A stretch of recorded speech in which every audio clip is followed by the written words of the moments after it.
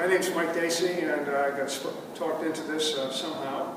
And they asked me about racing, and I spent quite a few years doing it, probably more than I should have. I met some of the greatest people in the world, and a few that weren't, but mostly they were awful good. And unfortunately, the other side of the racing is you end up losing people, because no matter what you do, it's dangerous. And, excuse me. And I lost a number of friends doing it, and I came close myself, but I guess I was just too stubborn to get killed. The one thing I did learn, is when you have problems, just keep fighting it. Don't give up no matter what, and just fight it all the way down to who was it? I think it was Reno who said. He said, "Fly as far into the crash as you can." And I took his words at heart. And I've done that a few times. But that's the one thing I learned from racing. I started in 1994, which I didn't believe was that long ago. And we used to go down to Sun and Fun flying from here to Lakeland, Florida. And it was just over 8 hours in the Questair Venture. And that was normally aspirated. It usually cruises at 240 knots, 12,000 feet, about 12 gallons an hour. So it's fairly efficient. When I started racing there, of course, I bastardized it. All of a sudden, the wings that were 27 feet became 23 feet. I don't know how that happened, but it happened. And it decidedly made a difference, the wingspan, because at that point, I could tell I was climbing on the propeller. I wasn't climbing on the wings that much. On the good side,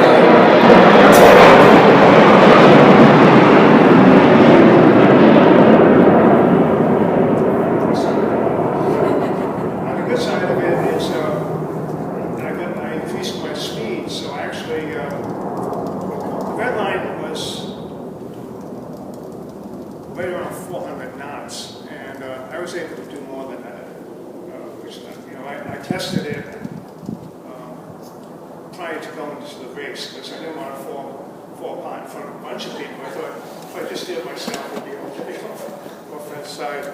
So anyway, I built heavy wings, heavy tail feathers, and more importantly, I balanced everything. One of my first times flying it, we were down at Racing Sun and Fun, and another friend of mine, Tommy Rose, was an ex-military pilot, and he was flying his, but he didn't build his airplane. And supposedly the builder had taken it up and certified that it would do 1 so many miles an hour faster than the red line and not have a problem. Unfortunately, he did have a problem because the elevator wasn't weighed properly, and he ended up getting fluttered, and the elevator took out the stabilizer in the back. And we were flying along, and we were, before the race, just chatting and having a good time, and he's flying along, and all of a sudden, where's Tommy? And it was Tommy Rose, and about then they called it black flag, which is never a good sign. And I realized he was going down, and afterwards we saw a video of it, and he just went, boom! Like that. I mean, it was unbelievable how fast it hit the ground. And it wasn't, he didn't have a chance, really. Was that a Reno? That was a Reno. No, Tommy Rose was at Reno. I think Tommy was at Sun was He that used to Reno? fly at Central, but he crashed at Reno. Okay, crashed at Reno, I yeah. have some flyers and things like that. Yeah. So, but he hit the ground, and the only good thing he said about it, if anything's good, was it was over quick. And so after that, I paid really attention to flutter and balancing your surfaces, making sure you have the proper weights on them, because you only get one shot at it, and if you make a mistake, they'll put you in the ground in a second. Fortunately, my airplane, I've never had quite that issues, but of course, if you know the Venture, if any of you have seen it, it's like a tripod. And the landing gear is I guess I'd call it a work of art. In fact, that does work most of the time. But, The rest, a lot of, you have fixed, beefed it up. yeah, we did a lot of work on it and making sure it came up. And originally it had an electric gear system, which was a joke on it. And I pulled that out and basically changed to hydraulics. And at least I knew when the hydraulic pressure hits so many thousand PSI that gear was down, or else it was really stuck beyond belief. And I never had trouble with it after switching to the hydraulics. But the one problem the Venture has is it's so close together, the gear, and like I say, originally with a 27-foot wingspan, it would just rock and roll, and you just grew to live with it. That's the way it was. And even the air oil struts were marginal at best, and so we worked quite a bit on that. We finally got so it's almost civilized, which was kind of a joy, because every time you come in for a landing, you make sure you sit up real straight and pay real close attention, because you could be going off the runway in a second. But that pretty well, we used to play, that pretty well ended. We used to play the crown of the runway, the crosswind, the fuel load, and bring all those into consideration on how you're going to land this thing. So, and that's the way we still do it, actually, because it still has a fairly long wingspan and a fairly narrow gear. That it makes it, it's interesting. I mean, on takeoff's not that bad because we get so much excess horsepower, we get off the ground before we get into too much trouble. So, you may not go straight down the runway, but at least you're going down the runway and usually you can get off it. And so I was fortunate in that. I took it racing in '94. We started running down in Florida. They had the Sun 100, which was basically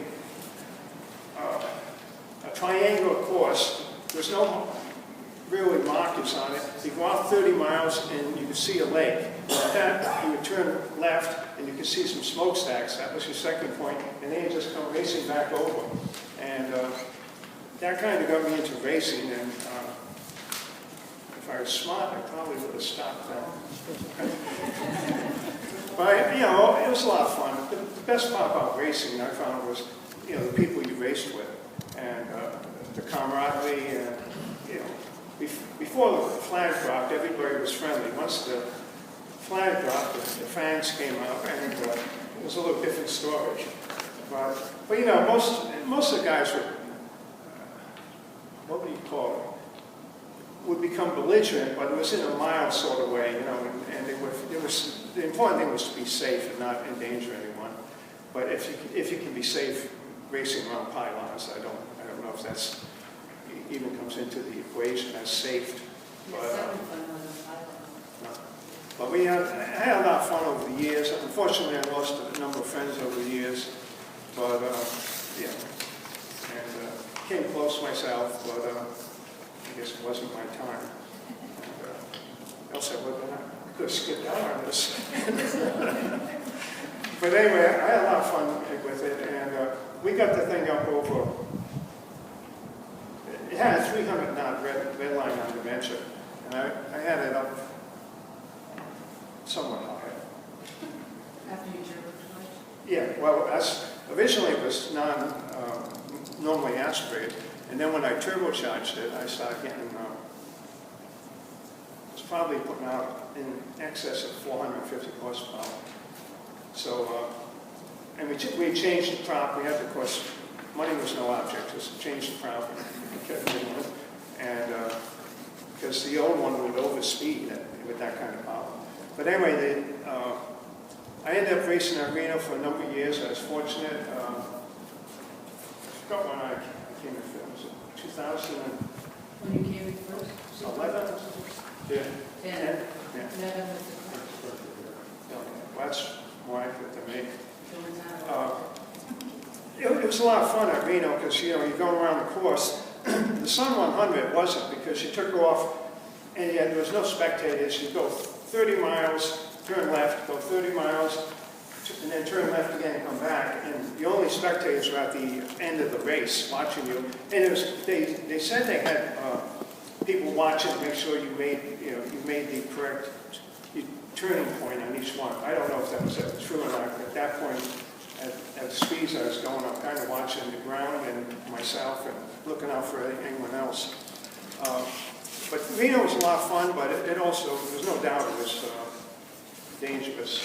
But I do miss it, and I kind of wish it would come back. You know, just having the crowd there, and the whole atmosphere was all about racing, and it lasted for a week. You got into it very much. And, they actually paid you a few bucks if you came in first. I think it paid for the gas and the room. If you can live on fuel and room without board, you do okay. But overall, I had a great time. I had a lot of great people. And once I really enjoyed this flying with the military guys.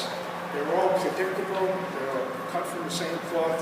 I mean, you knew what they were going to do all the way through, and that made it a safe environment. You didn't mind being, 10 feet wingspan away from them or something, because you knew what they were going to do. You knew they were safe.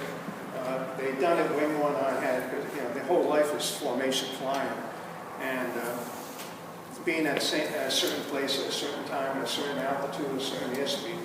Those guys were good at it. I learned a lot from them. Like I say, the downside of it was the first race I was there, I was racing with Tommy Rose, ex-military guy. He was flying a Questair Venture, and he had great plans for us. He said, Mike, you're going to finish first, because I was turbo, and I'm going to come in second. Okay? I said, okay, sounds good to me. And then, of course, I think it was either maybe the second lap, his tail flooded, and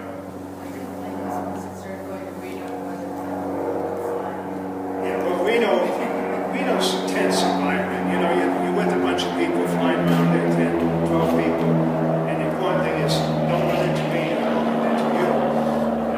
Because no one walks away happy in that case. But anyway, I lost Tommy on the first race, and I kind of was like, what the heck are we doing here? Because it didn't.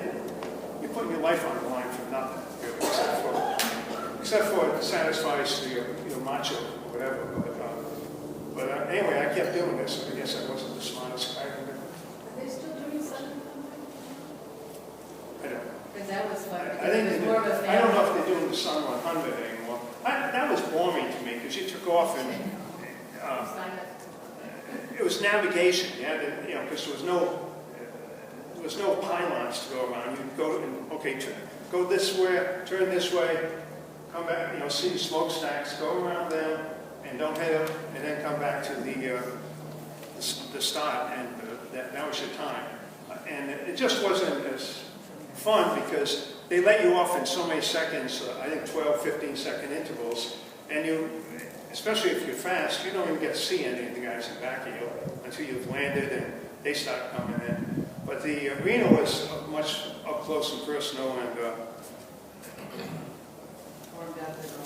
it was a lot more fun, but it was also a lot more dangerous in reality. Any questions? When you're racing, do you just have the firewalls, or are you adjusting prop and throttle and everything while you're adjusting altitude and position and everything else? I'm adjusting altitude and position particularly because you're going around the course, and the important thing is you don't want to load up too many G's on the corners because you're going to bleed energy. So the key is how can I get around the corner without bleeding energy? And so what I normally would do is I'd unweight the airplane. So as I'm coming in up on a pylon, I'd let go of the back pressure and actually push a little forward, and it would take the load off it, and then it would scoot right around.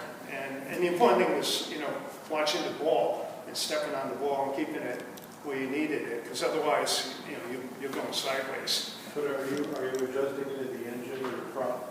No, it's pretty much. They pretty much firewall. Yeah, the prop is set for.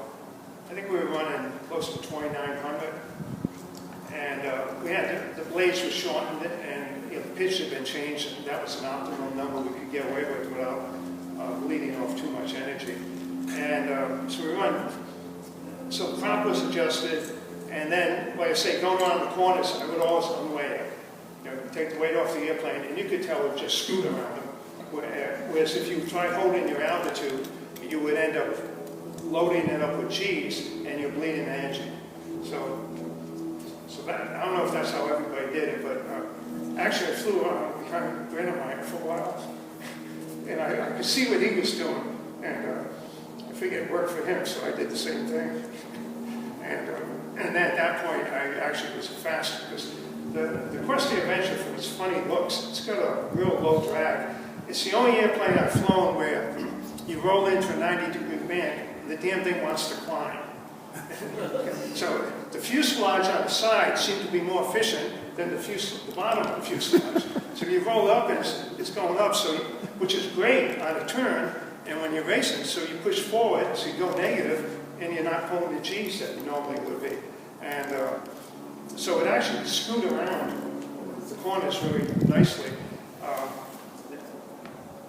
It gave us an advantage in the corners, which at Reno was a big advantage. Because I think there were 8 or 9 pylons going around there. And if you can do it without bleeding energy, you're probably going to be in the front and back. But we were running alcohol, we were spraying water on it, and the alcohol was wonderful. When the alcohol came in, maybe that's why everybody gets drunk. I don't know. But when the alcohol came in, that thing would just start running like a sewing machine. It was unbelievable. It would take out the pulsating pistons, feeling boom, boom, boom. Instead, it was like, it was like a turbine. So the important thing was, when the alcohol came in, we backed the fuel up, the avgas up, and brought in more and more alcohol. So we had to have a separate tank for alcohol. I think we ran 15 gallons in that tank. And then the weight tanks, especially on an aluminum airplane, they were just for avgas. And so we do our takeoff and landing all in avgas. But on the race, we still be running avgas, but with a healthy dose of alcohol to smooth it out. Did you have a spray bar or can you butterfly or fuel? I had, out of the turbos, I had 2 lines went in case, the reason being if one got stuck or clogged up, I wanted to make sure I had something going, because you could burn it up really quick. So we had 2 lines going to each, going in just before the turbo.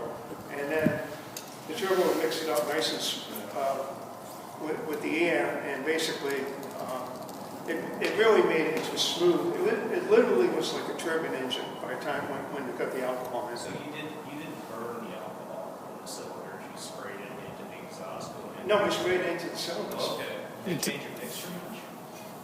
No, but while we backed off the gasoline, Right. and it was actually automated. All right. So at certain manifold pressure, the fuel would start backing out. Even if it was full throttle, the fuel would back out and the alcohol would start coming in.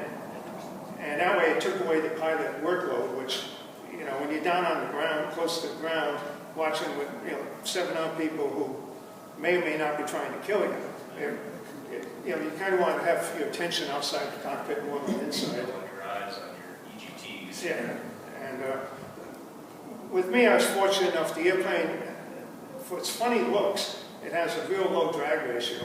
And the end result is at the start of the race, I can usually pull ahead of everybody, and then I don't have to worry about them, because they're not going to catch me. The other thing is on the corners, like, as I said before, I don't burn energy. Usually you go in the corner, you pull back so you don't lose altitude. I was pushing forward, unweighing the airplane to get around the corner. Because basically on the side, like I said, I think the side of it was more aerodynamic for climbing than the bottom. So basically, I'd go negative around all the corners. And I never told them that. You're not supposed to either. But Reno's over with. Yes. You mentioned a number of times how dangerous it is. What is the danger? Is it reliability of the aircraft or other airplanes? Well, the one you have control over to some degree is the reliability of the airplane. The other people, you don't have much control over. You can. The reality is, like Reno, if someone is flying dangerously, they will take them. They'll black flag them. get him out of the race, and go have a talk. And usually it ends up being he has to go take a proficiency check with a check pilot that's an SOB, to be honest. And that's what you want him to be. You don't want him to be easy going on, but you want him to straighten him out so he knows, hey, what you're doing, we're not making any money here, so we damn sure don't want to kill ourselves and destroy our airplane, and that's the key. And they were pretty safety conscious, and the guys there at Reno they'd done so long with so many different airplanes, they get spotted in a second. If someone's a little bit dangerous, you'd have when you landed, you had to talk to them. They did in private, but they could have a few of them and they gang up on you and basically let you know that if you don't straighten out, you pack out quick. So that was the good thing about Reno. I liked it more than Sun and Fun. The fact that there was more of a crowd there, and it just was you could show them a little bit. So it was kind of fun there. But I had a lot of fun. But by the time after was it 10 years? Yeah, we started going. Yeah, I think. Yeah, and once I won in the super sport, my attitude was kind of like, well, that's something else. I wasn't out to make a name for myself, etched in stone, especially etched in the desert. I didn't want my name etched. I figured the idea for a quip over your head, that was the idea I took out of it. I won it for a few years sequentially, and I just said, let someone else do it. I've had my fun. I've been fortunate and lucky, and I was fortunate. We built quite a few airplanes. The Venture's overall, I think, was the best cross country. Literally, normally aspirate, we'd go from here to Lakeland, Florida, 8 hours, 10 minutes. I can't do that on the airline. And they broke me besides. So anyway, that was the nice part about it. We get there quick. But Reno was really a couple of steps up from Sun and Fun. And I will admit, the first year I was there, I landed and had a little talk with me. So, They jumped which giveaway. Basically it was, you got to put the fangs away. We're all buddies here, and the important thing is we all want to land to be in one piece at the end of the day. And they say that way, they let me know that if you don't lighten up, you're out of here real quick, no big deal. And so after that, a little while later, a few days later, they gave me outstanding racing. Yeah. So I guess it stuck into my thick Irish skull somehow. But anyway, it was a great experience. A lot of good people.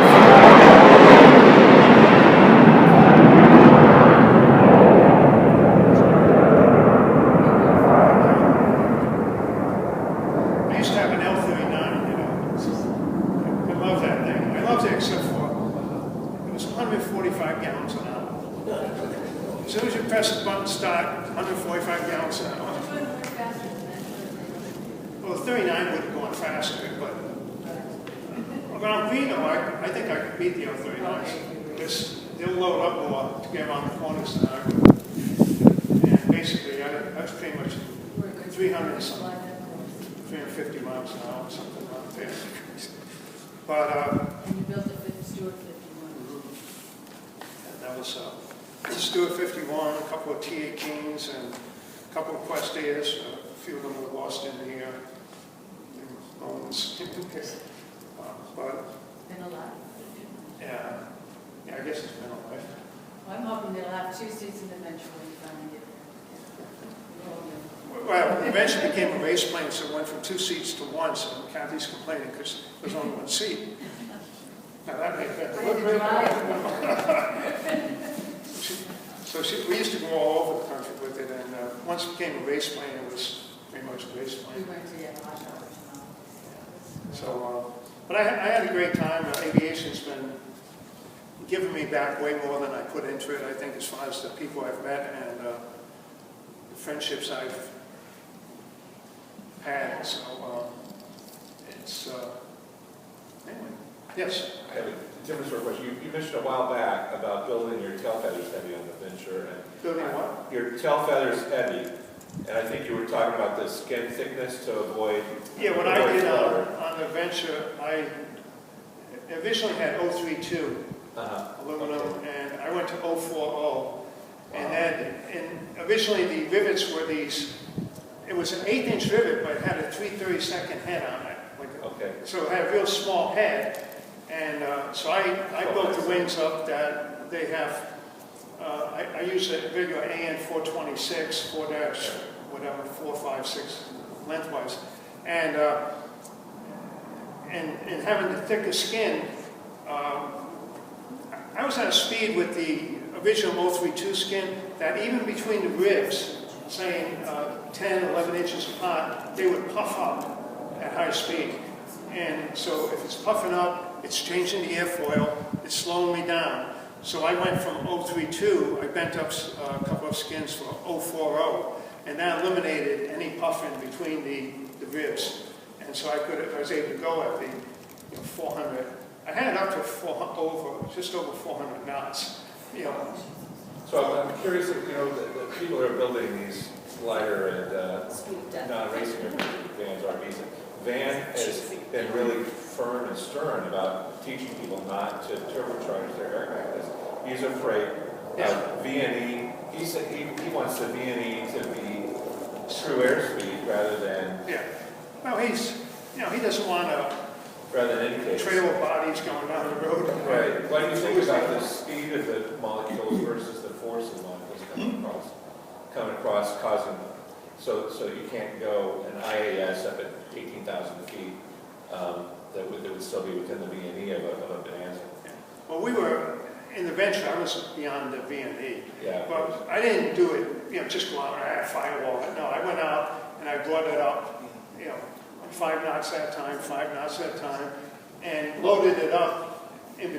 So I'd go. It was 300 knot red line. So I'd go up to 305, and take it, and jiggle the controls fore and aft, and left and right, and see how it held. And if that worked good, I'd go back to straight and level, calm down, and then bring it up another 5 knots, and basically just take that on. And I made sure I did over places where I wouldn't fall into anyone's living room. So, I didn't want to endanger anyone else, but at the same time, I wanted to know that what I had could handle the speeds and the load forces that I was going to put into it. And the Venture was actually very good for it. The only thing that's negative about it is, it's got a tricycle landing gear, landing like this. If the air-oil ratio isn't right, what could you say you'd be landing on? I don't know. It's looking around, but it's like, it gets a little, you've got to pay attention. And you pay attention to it stopped. Even if you're doing 10 knots, you pay attention. Because the damn thing will bite you. But it got a bad reputation for that. But in the air, the damn thing is wonderful. Most airplanes, you load up and you start getting a red line, you'll feel the control forces load up. And so you've got to put more muscle into it to move them. The Venture doesn't load up on like that. It pretty much has the same control force all the way through, which is good. You don't want it to be less.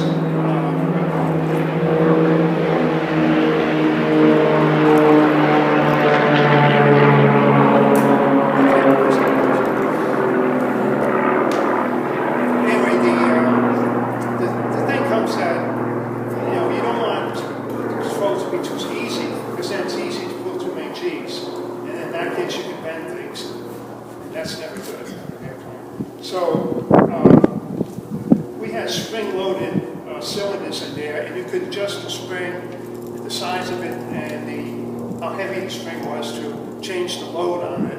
And the elevator was one where I was particularly concerned with, to make certain that we were well within the parameters that the engineers gave us. This is where you need to be. Because, like I said, they had problems with them before.